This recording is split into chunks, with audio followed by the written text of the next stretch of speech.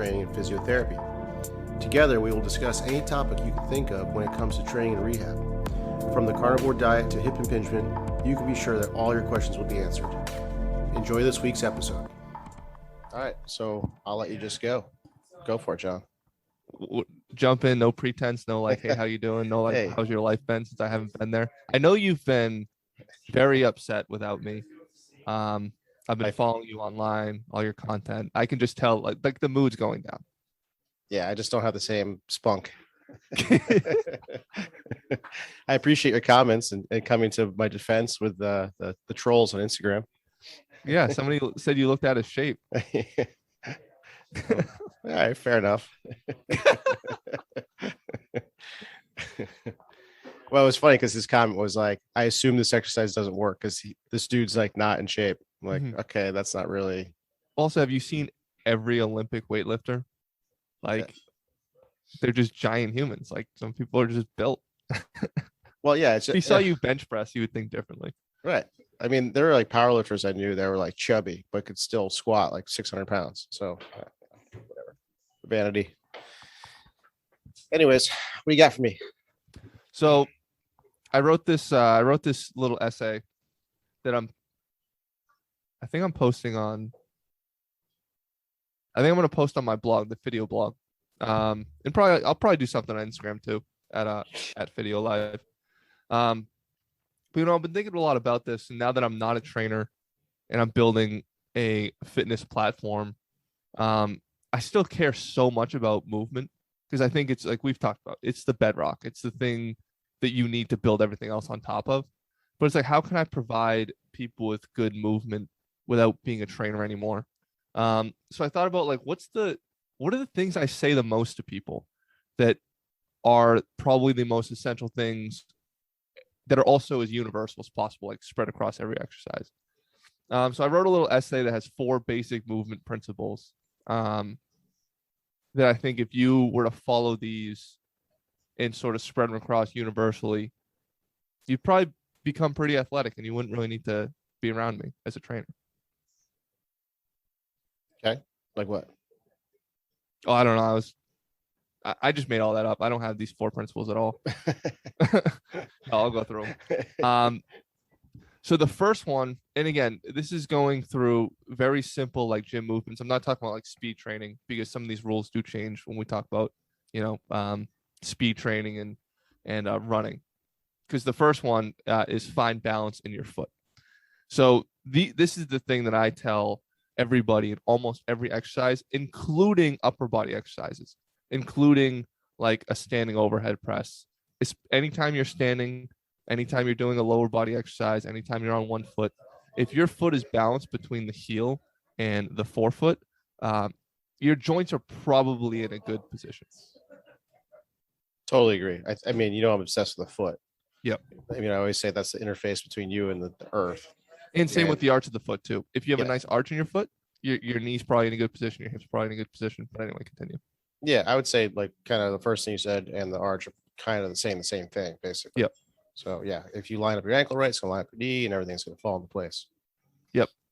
And people talk about like the concept of like a tripod foot, where you have, sort of your inside, your big toe, the outside of your forefoot, and then your heel very firmly placed in the ground.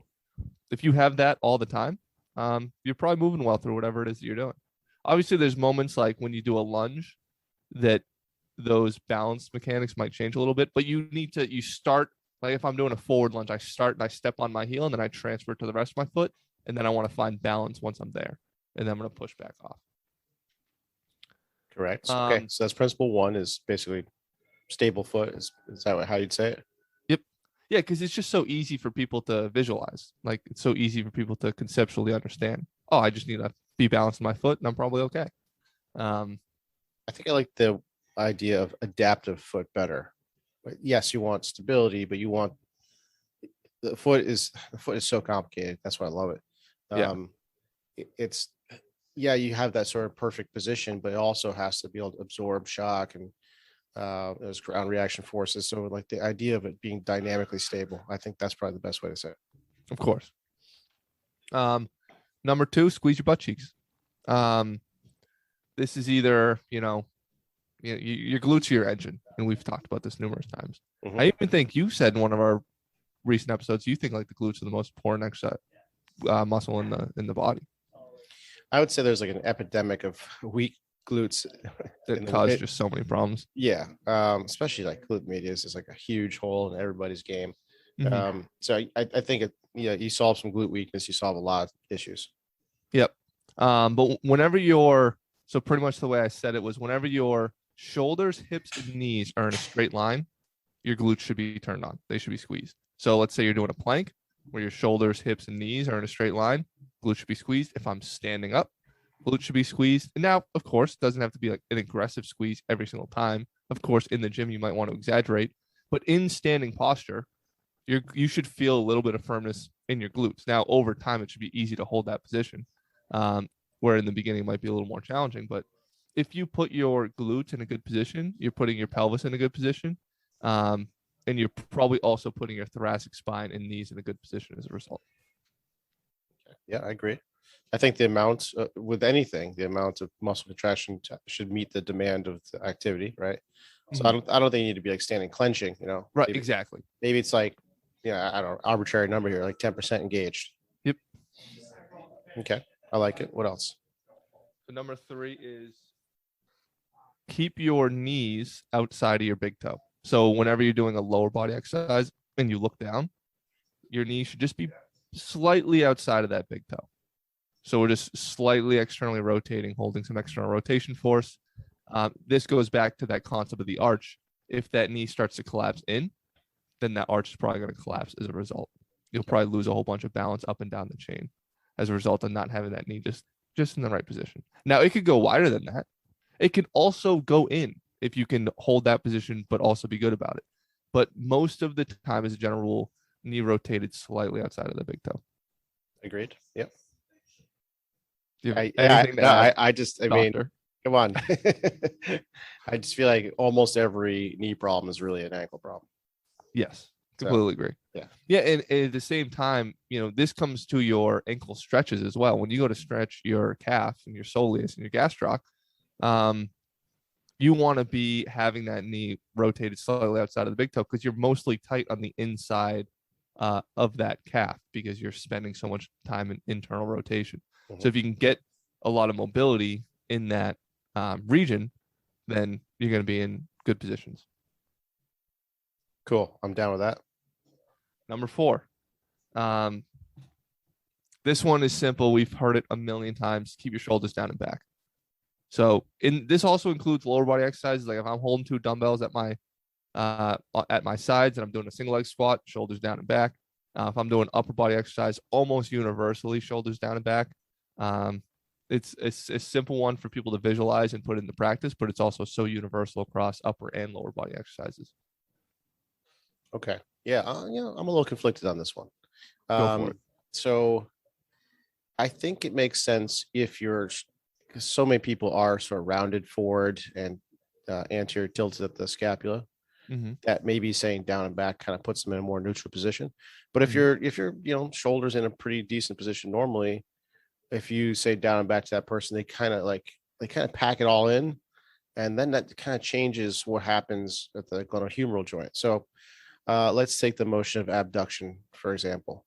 As your humerus abducts, gets to 90 degrees and higher, the shoulder blade should upwardly rotate as well to allow for clearance for the rotator cuff. So if you're constantly cueing down and back, that you're basically turning off that ability to upwardly rotate your scapula, and then you might be limiting or irritating your rotator cuff. So I think it's a general principle that might work, but I don't think it works for everybody necessarily. Well, it also doesn't work in certain exercises like a plank. If you're doing a forearm or a hand bridge plank, then actually you don't want to be back with your shoulders. You actually want to push your shoulders away. So of course, not super universally true, but I think as a general rule, especially you could even go a little less broad and just say shoulders down, because most of the time that's also going to be a good cue, because back is going to really engage your mid spine, and you don't always want that in everything you do. But at least some variation of that I think is valuable. Yeah, I think all these things you're talking about are basically trying to find neutral, like what's a neutral position of the body, Yes. and then to move off of there. I kind of see movement like it's like learning any skill, like learning to play the guitar, for example. First, you learn all the rules just to break them later. So Yep. I think it's good to understand those neutral positions and know how to, strengthen in those zones. But as you become more and more athletic, I think you should explore other positions and maybe do things out of neutral, but strengthening in more planes of motion. That's going to make you more dynamic person in general. Yeah, I So couldn't agree more. And it's yeah. so true in everything else we do in life, like with writing as an example. Like Mhm. when you're a kid and you're writing for school, like you have to have this nice, tight, clean, like thesis statement. It's a if then, and then that's going to be in the first paragraph, like the third or fourth sentence. Then you're going to write a 5-paragraph essay. Each paragraph is going to be you extrapolating a different point about the thesis, and then you're going to conclude and say and summarize, hey, this is why. But the better at writing you get, the better at you get at proving at communicating and proving your thesis. You don't have to follow this very strict guide of this 5-paragraph essay with this intro and conclusion paragraph. You can break the rules a little bit and still be an effective writer. Same is true with movement. This is the foundation. This is the bedrock. Finding neutral and understanding what that feels like is the bedrock. You get to play around with it as much as you want once you have that down and set, but most people don't. Yeah, you almost have like earn the right to sort of Yes. have different movement expression. If you just skip the foundation and go right for the whatever fancy exercise you see on Instagram, that's where people kind of run into trouble. Yep. Yeah, I, I like that. So, do you have any other principles you could add to this? Or well, actually, yes, definitely add any if you have any. But also, I want you to like rewrite that fourth one to keep your shoulders down and back. Like, what would be the upper body cue that you would give to give some sort of universal approach to movement at the shoulder? Yeah, definitely case by case, but most often I say, okay, squeeze your shoulder blades together, now relax at about 50%. That's usually for most people, that puts them in a pretty good position for most overhead activity. Um, just because as a society we're so anterior dominant that to like kind of overcorrect usually puts you into a pretty good position. Yeah, I really like that. That's a great one. Yeah, I just find people understand that pretty well. Down and back sometimes a little confusing. So I think it's very difficult for people to turn on their lower trap in particular. Mhm. But if you say just squeeze hard and then relax a little bit, usually that's pretty good. So, what else would you add to this list? If you got a 5, 6, 7, 8, 9, 10, Okay, 11, if we're going for the whole 12? neutral, if we're going for the whole neutral thing, then I'd say head position is huge too. Like chin, sort of same thing, chin tucked and then relax a little bit. If you're making a double chin, you're usually in a pretty good uh, cervical, and neck position. So many people are get the forward head position, which is not terrible. It's just less than ideal. And the other thing too is you're kind of kinking your spinal cord if your chin is in a bad position. Like I see this all the time when people squat, they're like looking up. I don't know why. I don't know where that comes from. Yeah, Everyone, and to be quite honest, it makes your squat so much worse. You have no feedback. Like you can't if you're looking like if your chin's in, you're looking down, like my squat becomes better because I have the visual feedback now. Versus if I'm looking up at the sky, like I have no idea what my body's doing in space. yeah, I mean that makes sense too. But you're literally losing power. This is kind of a fun thing you can do. You can grab like a dumbbell, like a heavy one that you can hold isometrically, like out into like a front raise, basically, and then pick your head up, like look up towards the ceiling. Your arm is going to start to descend down, and then put your head back down. You'll have more strength. So what's happening is you're literally kinking your spinal cord. So you're reducing the amount of outflow from the brain down the spinal cord down to your arm. So same thing as squat. As soon as you kink your head up, you're kinking your spinal cord like a tent pole, and you're going to lose a little bit of power. Yeah. So I think that's a huge one. And the other thing too is if you're looking up when you squat, you're going to disengage your thoracic spine. Your ribs are going to pop up. You're going to lose core connection. So you just bleed out a lot of like energy. Yeah, 100%. Same with the deadlift too. It's like I usually go through this little process when I go deadlift. I tuck in my chin, I pull my head back a little bit, and then I pull my shoulders back, and then I neutralize my pelvis. I get my core nice and tight, and then I grab the bar, and I rotate my elbows forward, and that kind of like just really sets that position. I would also say that both hips and shoulders, people tend to live in internal rotation, where we should be a little more externally rotated. I see this all the time. I look at someone's posture, and their shoulders are rounded forward, and they're kind of in that knuckle dragger position. So like the hands are turned inward, which is internal rotation of the shoulder. Really, that's the expression of that. It's easy for you can kind of wind up your capsules of your shoulder and your hip into internal rotation and find basically a passive false sense of stability. So I think that's why that, and like I said, we're all anterior dominant. So people will kind of fall into this internally rotated position where that's not where your power is. Your power is going to be in the external rotation. So, what else would I say? Those are the big ones. Elbow, hand. I mean, kind of fall. Elbow and wrist are basically the same as knee and ankle. If you're in a plank position, you don't want to be sort of collapsed in. You want to basically picture like an arch of the hands, and then elbows turned outward slightly, and then shoulders engaged into external rotation. Hopefully, to get too nitpicky there, but again, that's the ideal. There's nothing wrong with other positions, but you're just gonna get the most power out of these positions we're talking about. Yeah, and build the foundation first. It's just like anything else in life. Like you have to know the basics. I started doing a little bit of creative writing, and I wanted to like just kind of go off and be like, Fight Club with it, and sort of break all the rules. But I was like, wait, I've done no creative writing. Like I have to do the basics. So if you've done very little movement in your life, you're not a very athletic person to begin with. You have to understand the foundation before you can start playing around with it. Exactly. Just like anything else, it's a skill. Like running is a skill. If you don't know how to run and you go out there and just start doing marathons, you're going to break down something. Unless you. And have you read Fight Club? No. Yeah, it's so good. That's like one of the best movies of all time. It's a wild ride. Yeah. the physique I'm working for right now is Tyler Durden. Oh yeah, that's Brad Pitt in that movie. I think that's like every guy's like go to, like that's the ideal shape. Yeah, he's kind of real skinny though. Yeah. But like I've been cutting some body fat, and I was like, man, maybe I can be Tyler Durden. Do it while you can. Once you get to my age, it's a lot harder. Hey man, don't fucking be that person. Don't be a pessimist, especially about health. Come on now.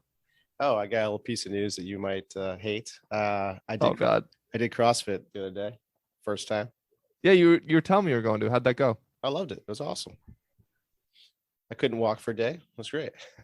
How was the workout? It was intense. There was a lot of volume, but that's kind of what I need. Like I do a lot of the power stuff. I don't get enough metabolic conditioning in, so it was good for me to push myself in a different direction. Yeah. I'm gonna join. Sweet. Yeah. I think I told you I was gonna join a CrossFit up here, but then I was like, I don't feel like spending the money. Yeah, it's not cheap. How much is it for you? $175 a month. Oof. But the last ones I went to a CrossFit gym my freshman year of college, just so I could do, because it's like they're like the only place you could do like Olympic weightlifting. Well, until now, people have adopted it more. I used to do a ton of Olympic stuff, so I went to a CrossFit gym. It was like $100 a month because I was a student, and then I went to a CrossFit gym that summer when I was up here in Massachusetts, and it was like $125 a month. And I wouldn't do the classes. I would always just work out. I just used it as a gym. You do like the open gym slot. So it was just like a madness, monthly rate for a box gym that I shouldn't have been paying. I mean, I definitely like the box gym vibe. I think it's pretty cool. Oh, same. I like that it's a community. And I just periodically just try something different, just to explore different movements, and I don't know, just to be like more like harder to kill, basically. That's what I'm going for. Man, I couldn't agree more. That was one of the best things about the outdoor gym, Paradise Coast near you, is you just go out there, you swing on monkey bars. Like first of all, your grip strength and your forearm strength and your shoulder strength gets so much better from like hanging onto your body weight. Because I had been doing it a lot. I got pretty good at like the rings that they have there. And then I stopped doing it for like a month. And then I came back and I would grab onto the rings. First of all, I could barely go half of the distance I could go before, but then I could feel my shoulder like feel, loose. It was like completely uncomfortable, like just hanging from my own body weight. I was like, oh man, this is probably an important skill to have. Yeah, that's rotator cuff. Yep. Need to strengthen that. Do we want to jump into the next one? Yeah, let's do it. Should we wrap this up then? Yeah. All right, John. I'll see you next week. I'll see you in 30 seconds. Do you have unexplained pain? Or do you wonder just how healthy you are? When was the last time you had your blood tested? Blood chemistry analysis is a great way to stay ahead of any health conditions, and now you can have control of your health with Let's Get Checked. Let's Get Checked is an incredible company that sends blood tests to your home. You can choose from over 30 different tests, whether that's liver function, testosterone, micronutrient, cholesterol, or C-reactive protein, which is a marker for inflammation. It's sent to you with free shipping, and you get results in 2 to 5 days, no physician referral needed. Use the code DPT20 for 20% off. Go to letsgetchecked.com and use the code DPT20. Thanks for listening to our podcast. If you have any questions you want answered, find us on Instagram at Motus Naples or send us an email. You can fill out a contact form on our website, which is motusnaples.com. Make sure to check out our blog and our shop as well, where there are downloadable programs that we'll continue to update. This is the Move with Motus podcast. We'll see you next week.